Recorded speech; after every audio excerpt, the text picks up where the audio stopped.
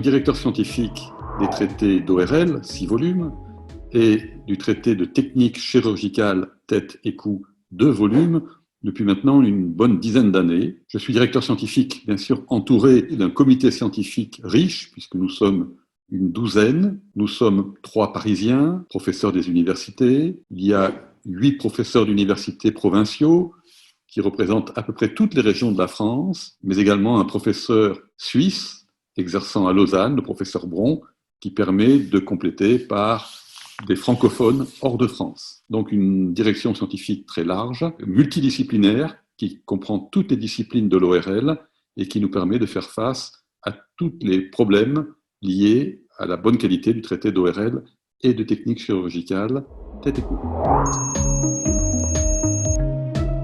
Le conseil scientifique se réunit une fois par an, en présentiel, dans les locaux d'Elsevier, et nous discutons de la table des matières de l'ensemble des 2 traités dont nous avons la charge. Le renouvellement des sujets se fait selon 2 principes. D'abord, nous renouvelons les articles du traité qui sont trop anciens, avec comme règle de ne pas avoir d'articles qui ont plus de 5 ans d'ancienneté, et parfois même 3 ans, quand le renouvellement des connaissances est très rapide, et puis d'inclure dans le traité des chapitres, des articles qui n'y sont pas, soit parce qu'il y a de nouvelles approches qui n'étaient pas encore développées, ou des innovations. Donc le but est d'avoir un traité qui soit tout le temps à jour, d'où l'importance des renouvellements pluriannuels, aussi bien dans le traité d'ORL que dans le traité de technique chirurgicale tête et cou.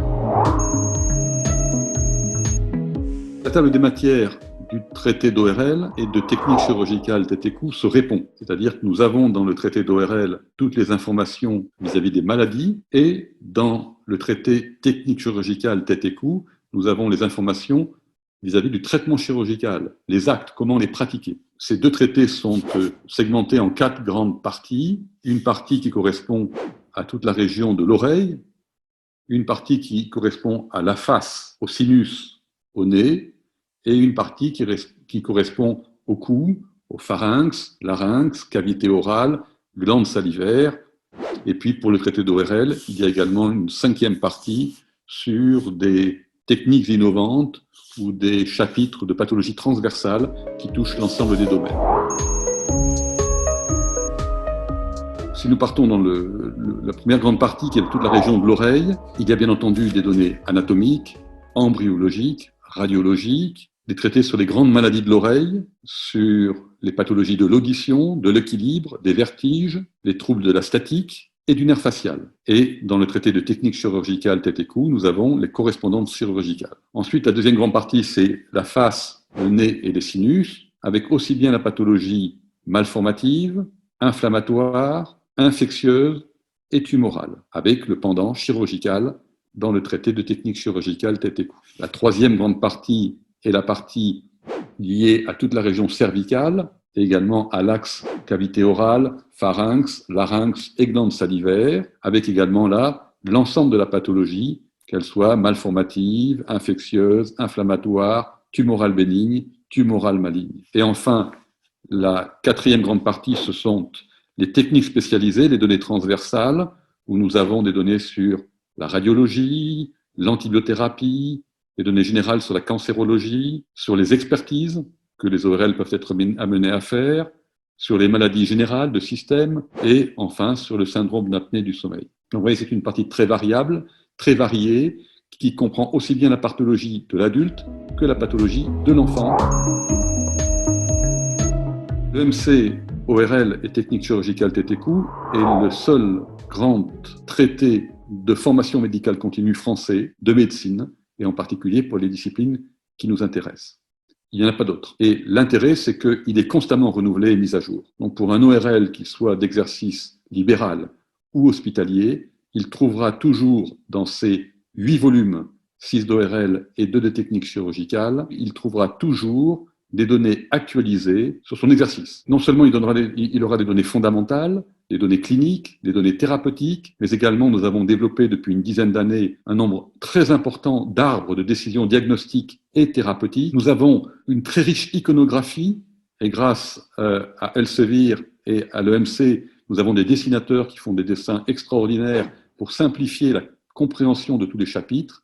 Et enfin, depuis maintenant également une dizaine d'années, nous avons enrichi ces deux traités d'un nombre considérable de films, de vidéos, aussi bien pour l'examen clinique, l'exploration fonctionnelle et bien sûr tous les temps importants de la chirurgie. C'est donc un traité qui est à la fois actualisé, innovant et qui permet très rapidement de trouver, quand on est face à une pathologie et un problème, une solution dans l'exercice pratique quotidien.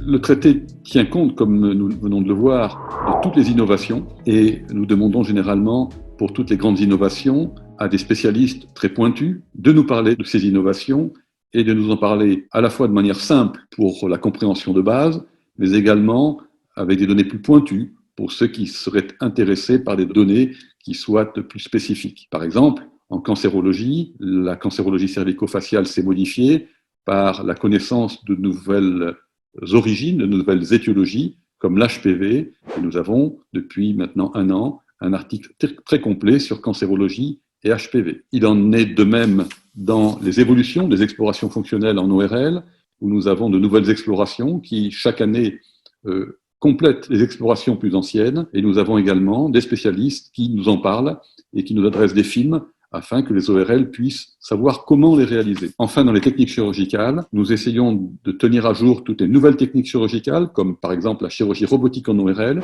où un chapitre entier avec de la vidéo a été inclus l'an dernier, ce qui permet aux chirurgiens ORL de savoir les données les plus récentes de leur spécialité et de les voir fonctionner en réalité grâce à la vidéo.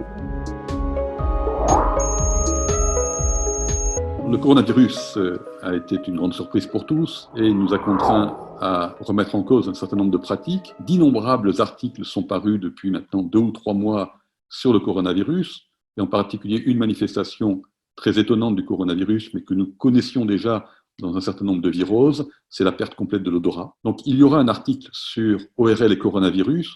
Nous allons peut-être attendre quelques mois avant de le confier à un rédacteur, afin d'avoir un tout petit peu de recul et des données à nos lecteurs, des données plus établies et non pas des données qui puissent être contestées très rapidement. Donc nous allons un tout petit peu attendre, mais il y aura un article sur coronavirus et ORL très prochainement.